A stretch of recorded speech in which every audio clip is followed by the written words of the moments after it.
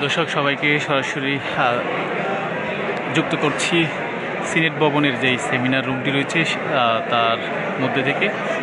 আপনারা দেখতে পাচ্ছেন যে এই সিনেট ভবনের ভেতরে প্রার্থী এবং ভোটার যারা ঢাকা বিশ্ববিদ্যালয়ের কেন্দ্রীয় ছাত্র সংসদ নির্বাচনে অংশগ্রহণ করেছেন এবং প্রার্থী হয়েছেন তারা এবং তাদের সমর্থকরা এখানে অপেক্ষা করছে কখন ঢাকা বিশ্ববিদ্যালয়ের যে কেন্দ্রীয় ছাত্র সংসদ এবং হল সংসদ নির্বাচনের চূড়ান্ত ফলাফল ঘোষণা করা হয় তার জন্য।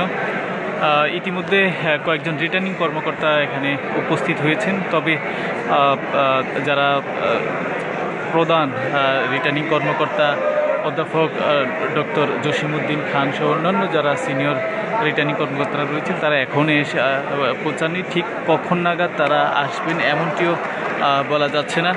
তবে এখানে যে সকল প্রার্থী এবং ভোটাররা উপস্থিত হয়েছেন অনেকেই এখানে বিভিন্ন সময় বিভিন্ন স্লোগান দিচ্ছেন এবং তারা গান পরিবেশন করছেন।